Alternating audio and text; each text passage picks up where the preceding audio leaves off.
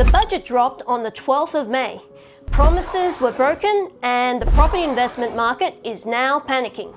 The big headlines are tax reforms, negative gearing and the 50% CGT discount are both being overhauled.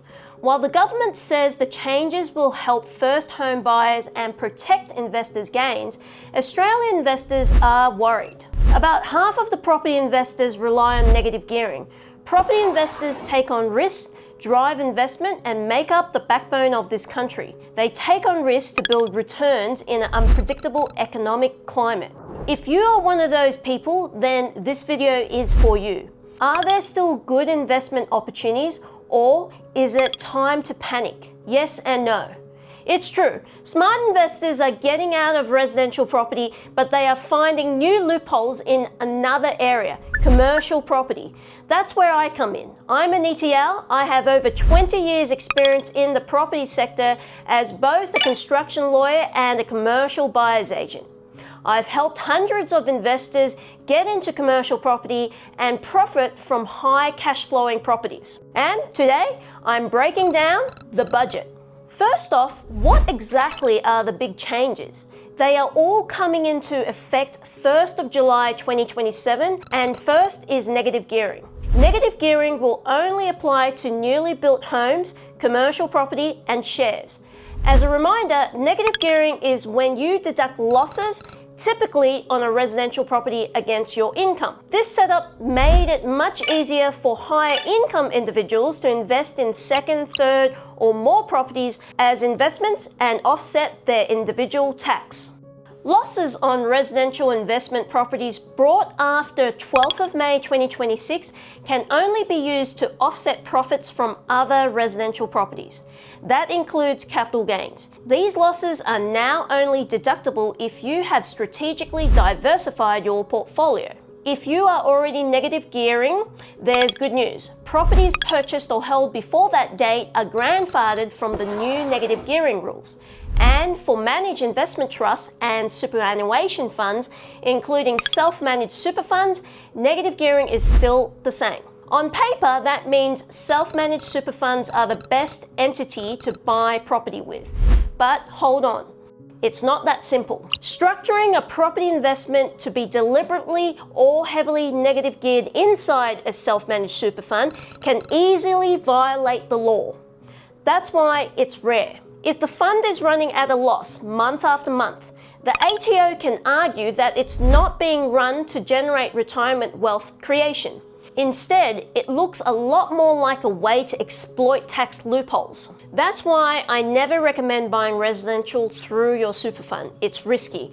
There is a different kind of property to do with it, but I'll get back to that later. Next on the chopping block, the capital gains tax discount. Under the new rules, the 50% discount on capital gains tax will only apply to new build property purchases. Secondly, there is a 30% minimum tax on capital gains for individuals, trusts, and partnerships. And finally, properties will now be adjusted for inflation before capital gains tax. This is called cost-based indexation. It's important to know that these changes will not be completely grandfathered in.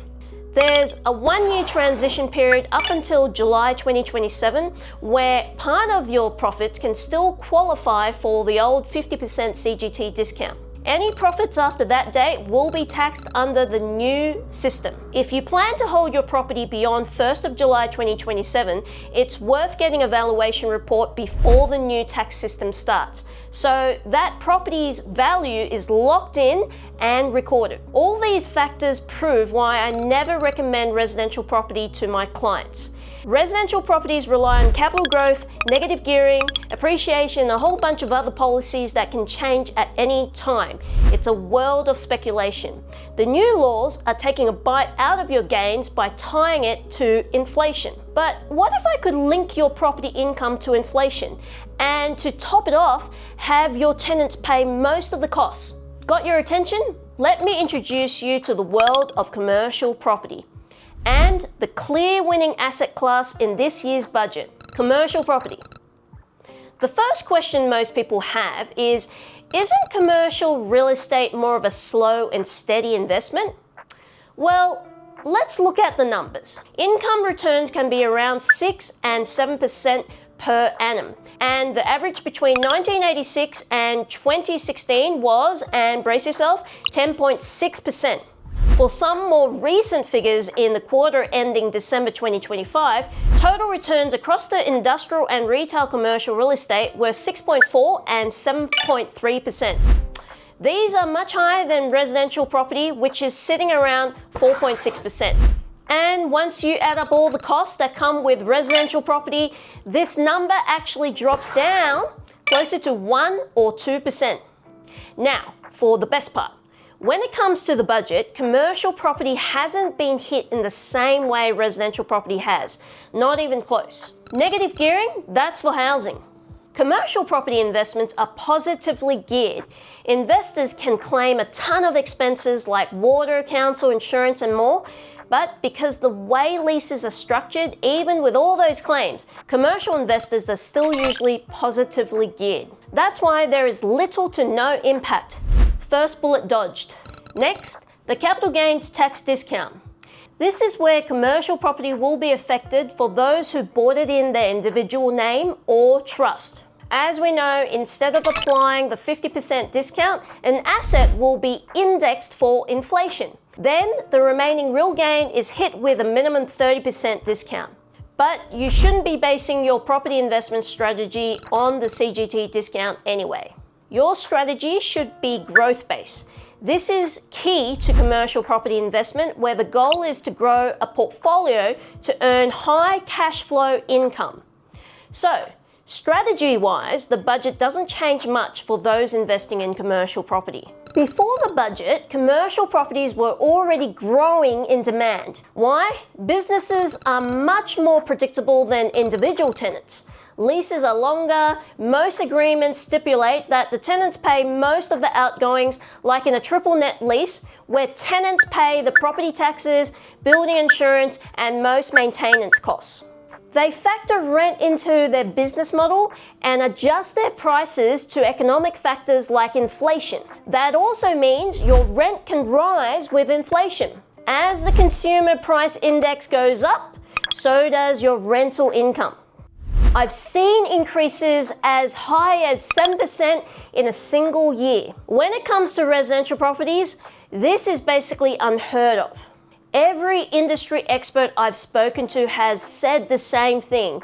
The budget has only driven more interest in commercial assets. And remember how I said buying residential property through a self-managed super fund can be risky? Well, commercial property is completely different. It's usually positively geared, meaning investors can use self-managed super fund. SMSFs are also exempt from the new CGT changes, meaning the existing 33.3% CGT discount still applies. For example, if you buy a commercial property through your self-managed super fund and sell it after 12 months, your capital gains could be effectively taxed at just 10% after the discount. Honestly, commercial property investors should be celebrating the new budget. The government has committed to areas like infrastructure with $278 billion allocated over the next 4 years. Meanwhile, manufacturing and tech are getting reforms to incentivize growth, including artificial intelligence. The bottom line, the budget is moving capital away from speculation and towards productive assets, which is good for those businesses. And it's good for commercial property investors renting out those spaces. So, how does the budget impact your property investment?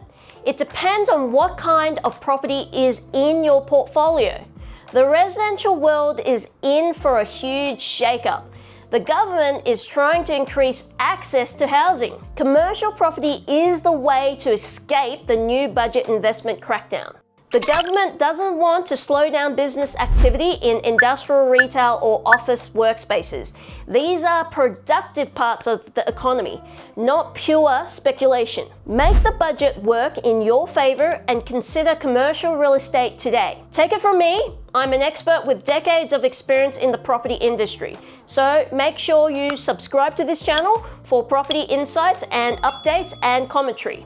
If you need help with your next commercial investment acquisition, then I'll leave a link below for a free discovery call with me. I'll see you again in the next one.